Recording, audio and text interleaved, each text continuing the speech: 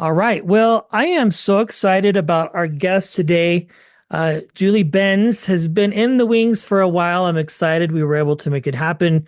It seems that you've had a very busy summer just from the outward appearance, from the cons to making appearances to all the things that you do on social media. So thanks for making some time today and hanging out. I really appreciate it. Thank you. Yeah, I had a fun summer. Yeah, it seems like you do. You're very active on social media, and you also do respond to messages from time to time. I think I messaged you a couple of years ago during that weird time called the pandemic and talked about maybe trying to get you on. And so I have to ask, we'll just start right out of the gate to Yes. get it out of the way. But with all of this talk now of Dexter coming back and the prequel, and even before that with, the New Blood series, do you get a lot of DMs and people asking you if your character's coming back? I would imagine you probably would. I could be wrong. I'm not you, but that would be a big assumption I would probably make. I mean, well, when they announced I think it was during the pandemic when they announced that they were going to do Dexter New Blood. My phone was blowing up with people congratulating me. And I was like, you guys, You um, realize I my died. character is dead. I'm dead. I'm dead. So, but thank you. I'll pass on the congratulations. Um, yes. And now that I would say this summer, now that, Dexter went on to Netflix, like the whole thing is on Netflix now. Um, I've been getting a lot of DMs from people all over the world who are finally watching it for the first time. So, which strikes me as weird because I thought at this point everybody would have seen it by now. That is funny. I mean, it's been a little bit since the series ended. Um, Yes. but I think, at least from my perspective, it might maybe be just because of the fact that, there's the prequel series now, Original Sin, and now also Resurrection that's been announced at the Comic Cons. I think new audiences like Friends or Seinfeld or whatever, people find it new. That's so crazy though, to think in some ways that people are just now.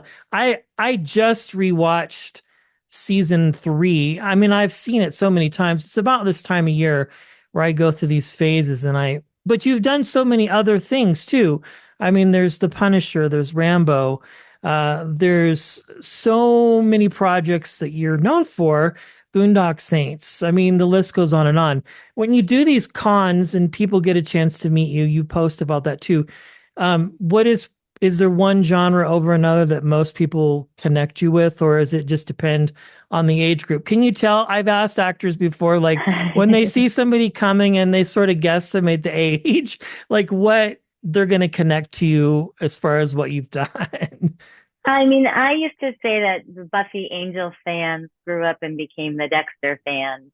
But now it just seems that it's mostly Buffy, Angel, Dexter, and then it's Jawbreaker, then Rambo, then Punisher, Saw. Like Punisher and Saw are kind of together. Um, but yeah, so I think that the Buffy Angel fan, um, after they reach a certain age, they become Dexter fans. Yeah, I would imagine because I remember when those other projects came out and knowing you from, so I think it goes probably, as you said, different ways. But yeah, I mean, your filmography and television resume are huge. So you've done what I would consider to be like the very classical, hardworking actor who has just continued to successfully, at least again, from my perspective, continue employment over the years based on talent, probably also being kind and people wanting to work with you. So that's funny when people see you, they probably go, oh, this is what I know her from. But for me, if I met you at one of these conventions, it'd probably be all of the above because I've seen a lot of your work just based on my age. I just turned 50. So all of it kind of connects together. How fun for you. You've had a busy summer, you've had a fun summer. Does it feel good to be done with a lot of those cons? I mean, I know you enjoy it, but you travel a lot. So I imagine it would be exhausting on you going Oh, from one to the other, maybe. well, I make sure I don't do too many back to back because you can get like convention burnout. Yeah. And so I only do about 4 a year. I kind of keep my numbers a little on the lower side than most actors I know, just because I want it to always be a good experience. And you can suffer burnout. Like it's not in my nature to talk about myself. Like it's not comfortable for me. So so it takes a lot of energy, because I always feel like I have to be like the fantasy Julie, not like the real Julie. And Oh, I'd rather talk about you. I'd rather hear your story, so for me with conventions, I try to keep it to like 4 a year, just so I don't burn out. There was a time, probably like 15 years ago, I did probably like 8 in a year, and it that was exhausting. So I realized that I can only handle about 4 a year. And for me, I also like to do them with my friends. So like I just got back from Orlando. We were there for Fanboy Expo. It was a Buffy Angel reunion. It was as much fun as the fans had, seeing all of us together. We had so much fun being all together and having dinner and catching up and spending time together. So, it was a reunion for us as well. So it's always fun when you are there with your other castmates and friends. yeah, I would imagine so. I brought my son to Denver Fan Expo this last summer, and we moderated panels with different people from My Name is Earl to voice actors.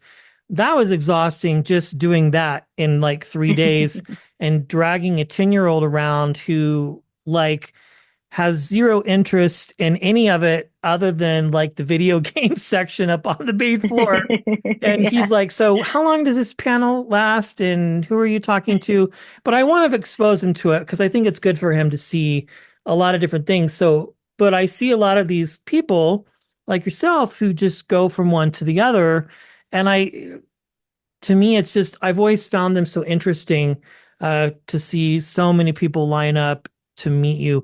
But I think it's cool because it's probably a once in a lifetime opportunity. And people like yourself who are recognizable actors, you try your best to make the experience like as special as possible, but Yes. you I mean, know, it would be exhausting too in some ways. well, the hardest part is Sunday is always the hardest because you work all day and then you fly out Sunday night to get back home. So you're on this really late flight and you're exhausted. And then by the time you get home and to bed and then you have to start Monday, it can be overwhelming. But I love that I have work, that I've worked in shows and movies that have a global community surrounding them. Like it is a real gift that, I mean, I think it's been almost 25 years now for Buffy and Angel, that not only is the fan base still strong, but younger generations are discovering the show and it still resonates with them and it still works. And they are still passionate about it, and the same with Dexter, and then Jawbreaker, which has become this, we just celebrated our 25th anniversary. We were honored at the Academy Museum. And that was a movie that when it came out didn't do very well, but now it was almost like a movie that was before its time. And it has resonated with the younger generation. And so they've discovered it and it's become a cult classic. And to have a film like that, where when it came out, it was panned by critics and people didn't understand it and it didn't do very well in the theater, to have legs now 25 years later is fantastic. And that it's being talked about in the zeitgeist and it's like, it just exists in the world. Right. So it's just so fantastic that it wasn't forgotten about. Yeah, I would imagine that has to be the greatest feeling in the world. Like I work an 8 to 5 job. Nobody really remembers what I do. And I'm okay with that. That's why I do this and talk to amazing people like yourself. I'm very fortunate to do so because it will build something for somebody, hopefully. And my kid one day will want, it's like a, time capsule for Yes. him. Not to be horribly morbid about it, but you know what I'm saying? Like it's Yes. something that you're building. So to do a project like that and have it, I spoke to two of your former coworkers over time, Mark Pellegrino and James Marsters, and they both said like to have people find these projects years later that they've done, you know, it's just crazy when people come up to them or it gets mentioned in an interview. It's like, I've done more work than I've forgotten more work than I've done more work. So to have it be in the cavalcades of time, I think has to be really cool, you know, and to have younger kids and older folks come up to you. That's cool. And you get to hang out with your best friends that you spent time with, Yeah. which has to really be, I would assume, maybe like one of the biggest motivations to do it is because you get to see people maybe that you haven't worked with in 10, 15 years or maybe even longer, which is just really cool to think about. Yeah, it's really it's always fun when, like I said, when you go to a con and you're going with a cast. It's That's always a special treat. And those conventions are always the most fun because then after hours too, like after like Saturday night, we all go to dinner and we all catch up and we have a great time. And, you know, we're there together, especially the Buffy Angel cast because, you know, we were all young when we did that show. And it's like we grew up together and now we're fully formed humans. We're adults. And we're able to I don't know, it's like we're able to be our authentic selves with each other. Sure, That I makes get sense it. because we knew each other when we were younger. I get So there's that. like yeah, it's just a lot of love and a lot of support and there's no bullshit and it's just a lot of fun. And you know, unfortunately everyone's lives are so busy, it's hard to get together when we're in LA. You know, everyone has kids and, you know, busy lives and traveling, whatever. And so then when we're at a convention, it's like, oh, we just have each other again. And we get to like, you know, really talk and communicate and catch up and find out what's going on in each other's lives and be there. I get that. That's one of the things that I enjoy doing about this is that when I talk to people, you know, you hear these stories of them coming up in the industry, their first year in Los Angeles, and they're rooming with like Sarah Michelle Gellar. I don't know, just like the randomest thing. But now you're like, people know who you are, quote unquote famous. I know it can be a polarizing term, but you're very recognizable.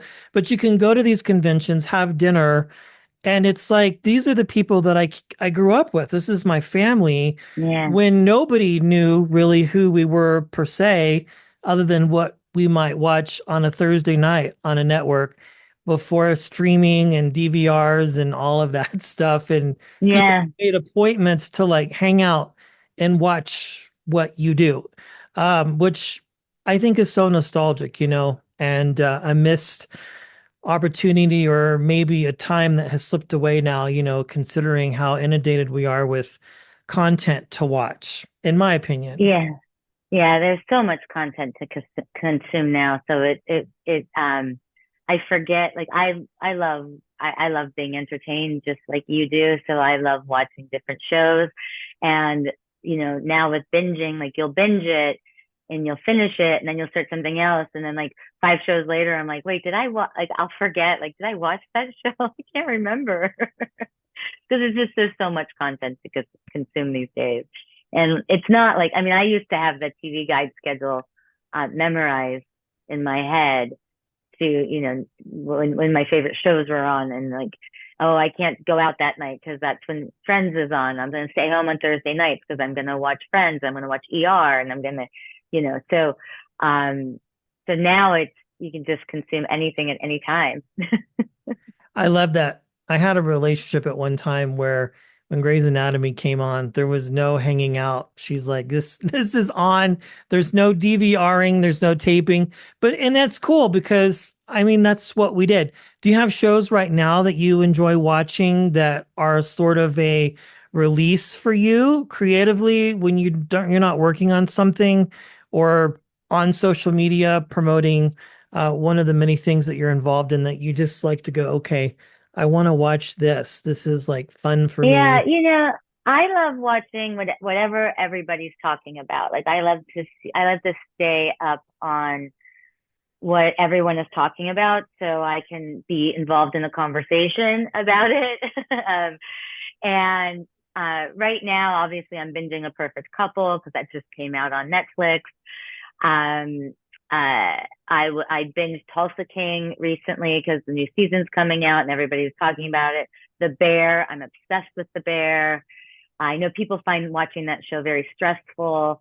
I think it's one of the best written, best shot pieces of television I've ever seen. And I just love it. I love the way it's shot. I love the chaos of it. I'm a big foodie and I love to go to restaurants. So seeing a behind the scenes of what's going on in a restaurant is very fascinating to me to learn. So yeah.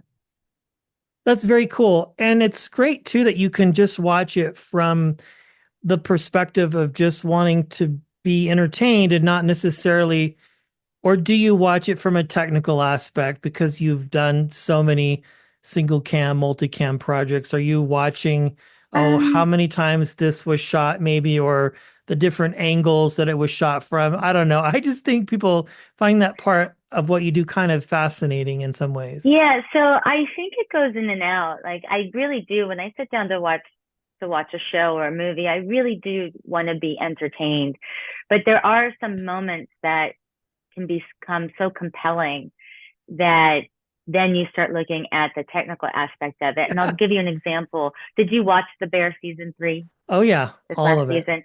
So that season, that episode with Jamie Lee Curtis and I don't remember the actress's name, but who plays her daughter, where the daughter's giving birth and they're in the hospital and they have this incredible scene where there's this elongated silence. They're just staring at each other and it's just silent. And there's so much emotion going on between the two actresses. And I had to rewatch that like 4 times because especially in television, you aren't given those long beats of silence. Like it was extended, like it felt like eternity. And I was just like, yes, yes. Like I was like, this is absolutely amazing. And then seeing everything that's playing in their eyes because they're just staring at each other and seeing the mother-daughter history between the two of them. Um, it was so moving and it was so filled. There was so much going on. And in a normal TV show, they would have chopped that down in half, right? Because of time, whatever. But on The Bear, they just let that breathe and they let it breathe and they let it breathe. And I remember just going like, yes, yes, like just feeling so excited that they just allowed those two actresses to just take that moment for as long as they needed and wanted before they felt compelled to say the next line and that they played that whole thing out. And it was, I mean, to me, one of the most stunning moments of television. And obviously Jamie just won the Emmy for that, for the guest star for that episode. And of course she did because she's fucking phenomenal. Um, and, and it just was so, I mean, it was a breathtaking moment. And I think I watched it like 4 times that night when I saw it because I just was in awe, just in absolute awe of, of just what they were doing as actors and also what the director was doing and just giving them that space to just let it breathe that moment and just, and it really landed. It really resonated with me. Yeah, that's such a great show. And to see that cast, it's just so fun. Um, there are so many things to watch. Now, we've talked a lot about there's a lot of things that you've done. You've played a lot of different characters, genres. Is there one in particular, Julie, that you've maybe dipped your toes in, but haven't done a lot of that you would like to do? I mean, you've worked a lot, so you've done a lot of different things, but I think maybe there, something you yeah, wanted to return to, or not necessarily return to, but maybe do more of if you could. yeah. I mean, I started in this business as a comedic actress. Yeah. I mean, I started in sitcoms and And I really thought that that's all I was going to do. I thought that was going to be my whole career. I was just going to be funny, silly sitcom actress. Not not that sitcom actresses are silly, but that I was going to play the funny, silly character on a Yeah, no, I sitcom. get you. And and then because of Joss Whedon, and then because of Dexter, all of a sudden I'm thought of as a dramatic actress. And Hollywood tends to forget you're funny. I would love to go back to my comedy roots, um, but I also love being a dramatic actress now as well. So I don't know. I mean, to me, the perfect marriage, like I would say that, like, probably one of the most fun roles I've ever played was when I was on Desperate Housewives and I played Yeah. Robin.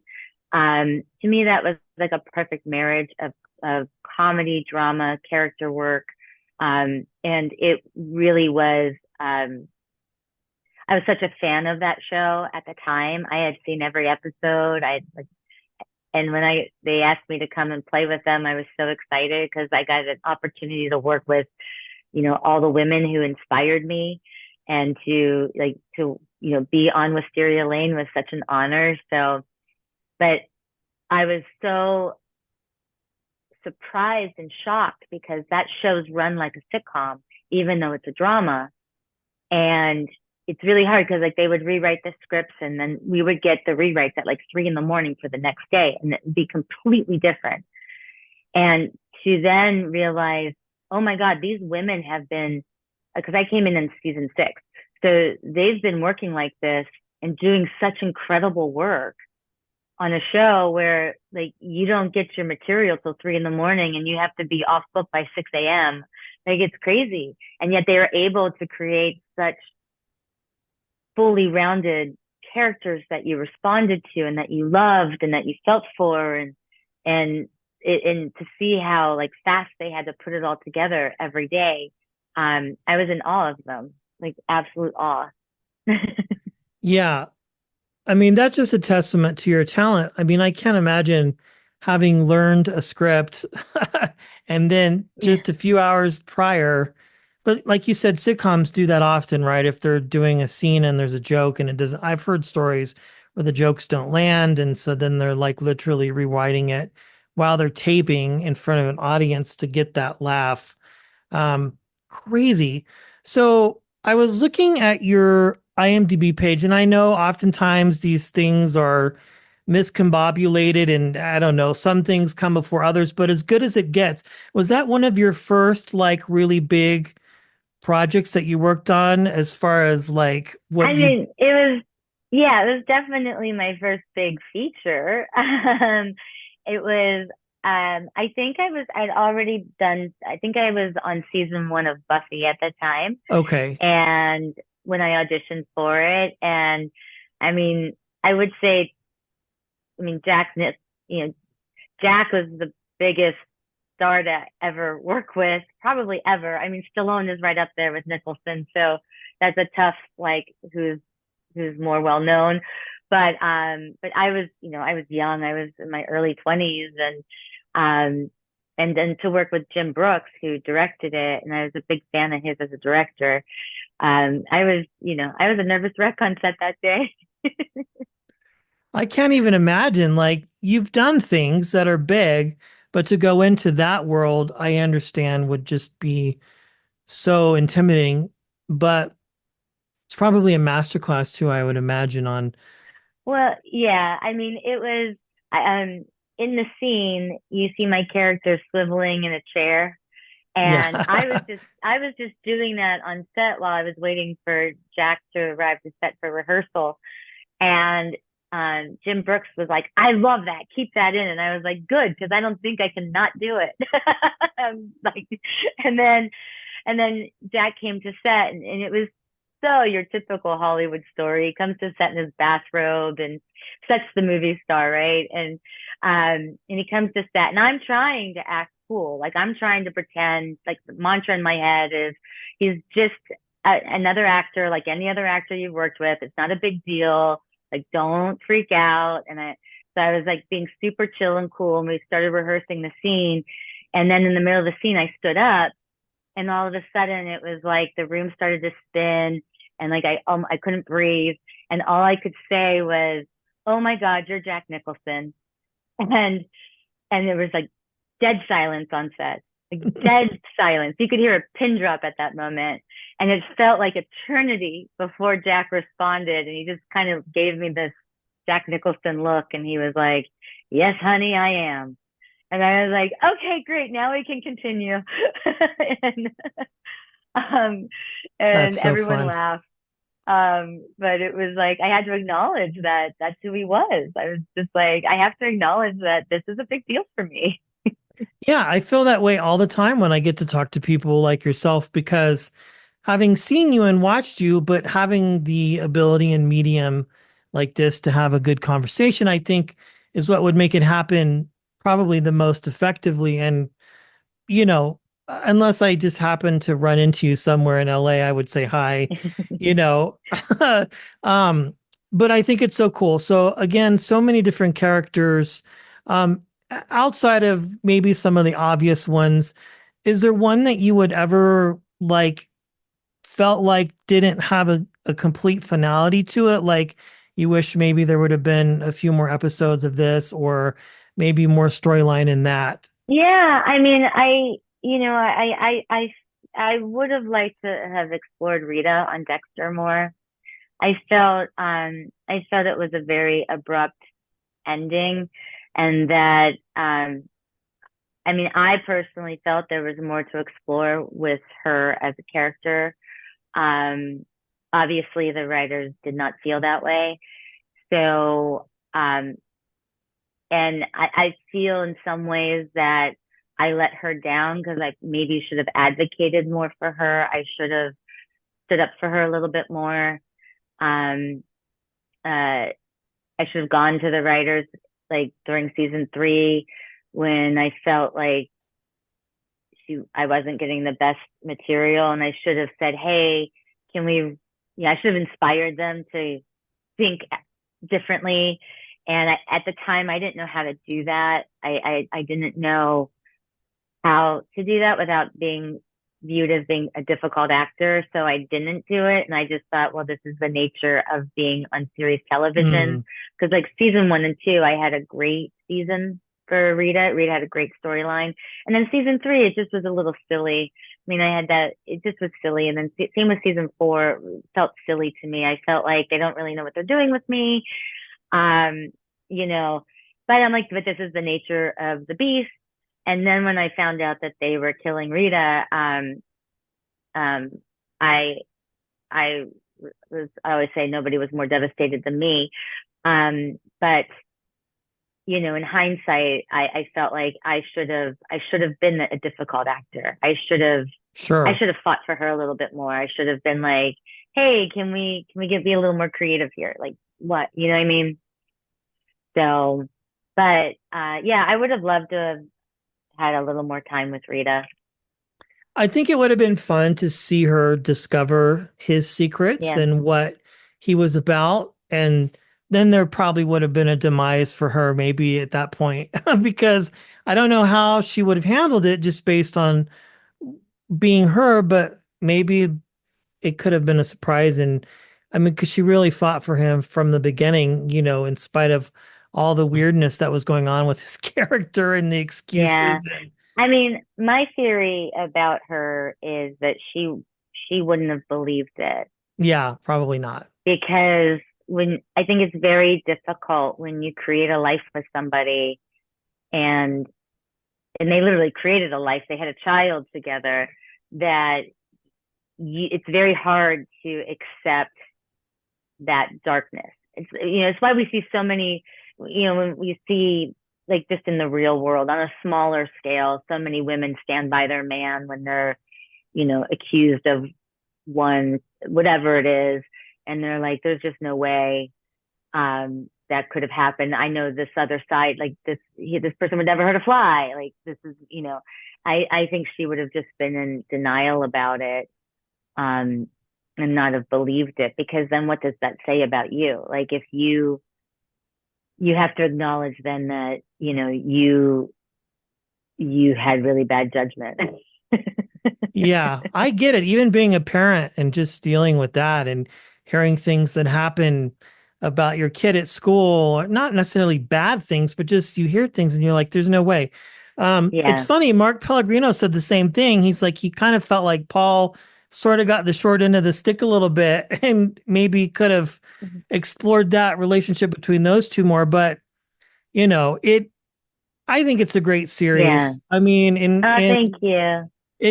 I mean, arguably, I feel like, one of the best on TV because it just was so different. And obviously, now with the prequel that they've created and another sequel, which has people just reeling about what could possibly happen, it just shows you the testament of the work you've done.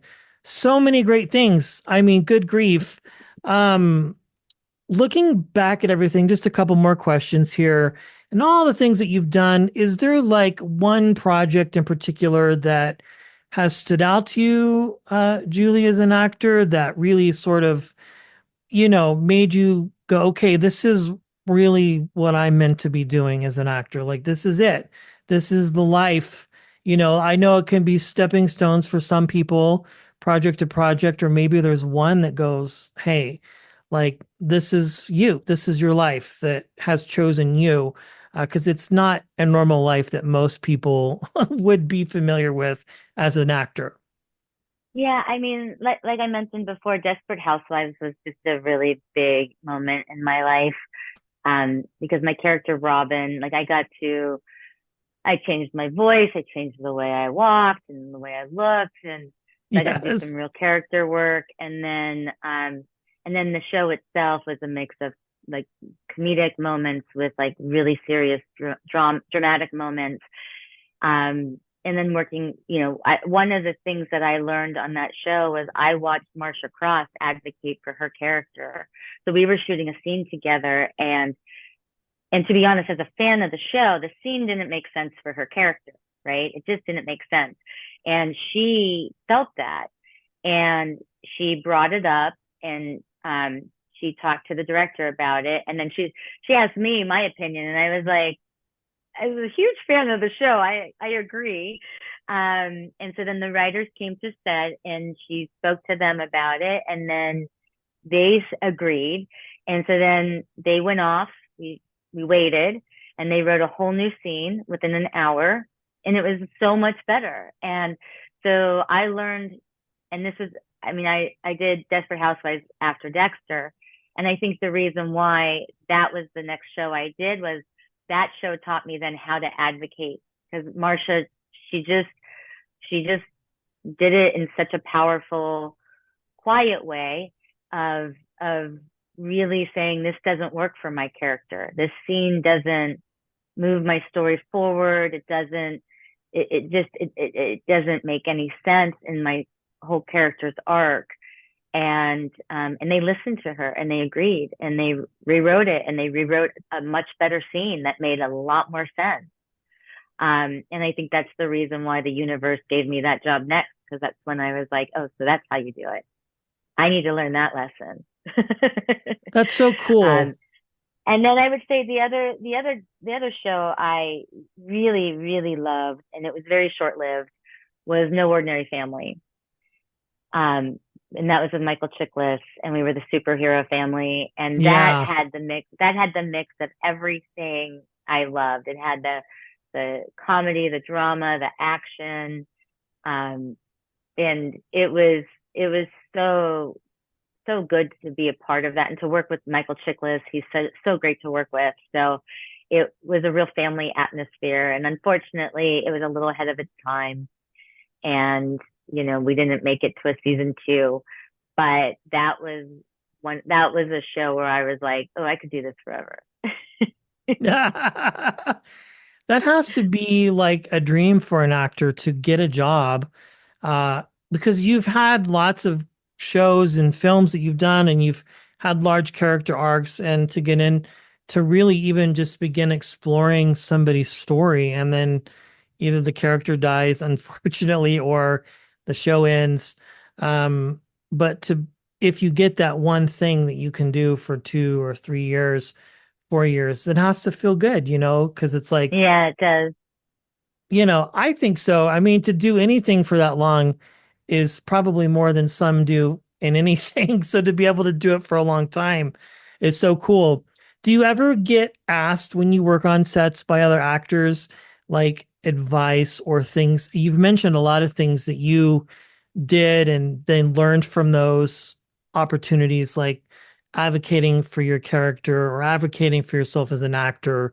And even though you're not being difficult necessarily or perceived that way, as you said, you're just like fighting for your job, and like making it hopefully to continue to be so. But do people ask you, hey, I'm just starting out, or maybe at the cons that you go to and people will have a chance to capture your attention for just a few minutes in a long line, waiting to meet you of all people? Um, on set, I I really tried to be there for the younger actors on set that might not have. I had a lot of great mentors coming up the ranks, and so I do try to mentor the younger female actors specifically, um, and let them know. I was on a show. I was on when I was on Defiance for 3 years, and we there was an issue with somebody got injured really badly doing a stunt. One of the young actresses got badly injured, and we after that um I went to the younger cast and I said, listen, I'm here for you. If there's ever anything that you're uncomfortable with on set, if there's ever anything that like you don't want to do, I'm here. I'm here. Come to me. I will stand beside you because my voice is heard. Um, so it's really being there and saying like, I'm here for you. I'm here.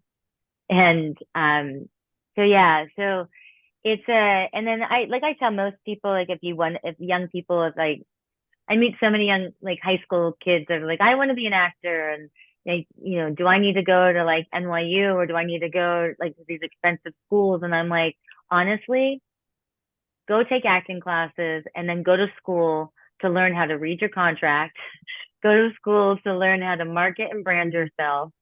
Because you can take acting classes anywhere. You don't need to pay. You don't need to go into debt with student loans and all of that just to learn how to act. You might want to do that to learn how to read your contract and learn how to market and brand yourself and learn the business side of the business.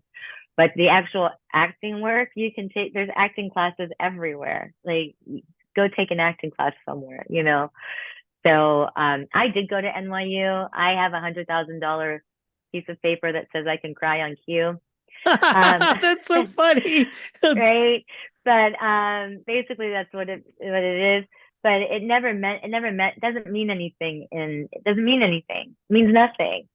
I would have been better off studying business, taking business classes, and then just taking acting classes outside of school. I would have had the same success. Like it doesn't give you an edge going to a university to study acting. It really doesn't. I love Maybe your filmmaking. candidness. Okay. Maybe filmmaking because that's different. But for actual like acting, um, not everybody needs acting class. I mean, I worked with Joaquin Phoenix very young when I had a small part in one of his first movies.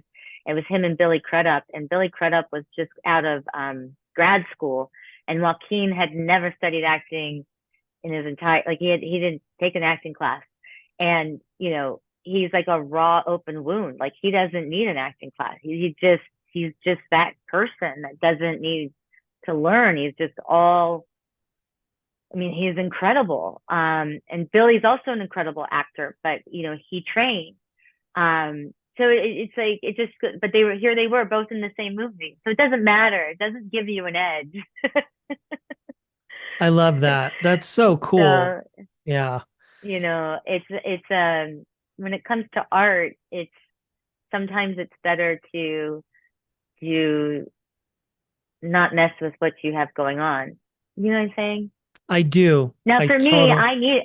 I needed acting training. I needed to learn how to act. Like I needed to go to acting classes. Um, Not necessarily at NYU, but I did need to learn to go. I needed to go to an acting class, to an acting school. Does that make sense? Yeah, I mean the landscape changes over time. That's funny. You mentioned about crying on cue. Reminded me of that episode of Friends where Joey is teaching an Yes. acting class Yes. and he has a I hole in his know. pocket and pinches his leg. Sorry, I digress. But Yeah. when you said that, that's like my brain like went there Yeah. immediately. That's funny. Well, you do a Yeah. good job of it. I mean, Ah, I thank you. you've done a lot of crying on camera, which it just I have. yeah, very cool stuff. Well, thank you. Also, I just want people to know that you are very active on social media. You Yes. are very much into physical, just mental health. I mean, health all in general. Like you post regularly with some of your friends, just tips and tricks on how to be healthier, live a good lifestyle. Yes. Um, we've also seen you, you're very remodeling your home on, I mean, a lot was going on during the last 4 years. So, but it's Yeah. cool for You people know, to connect with you that way. yeah, I started posting about fitness on my social media because I want people to understand that I work hard at it, that it's not, I've had so many people say, oh, you have good genetics, good genes, whatever. Obesity runs in my family. So I don't actually have good genetics. I don't have good genes. I make good choices, but it's not even just about, for me, it's not just about body health. It's about mental health. Um, it's the mental health, um, benefits that attract me to wellness.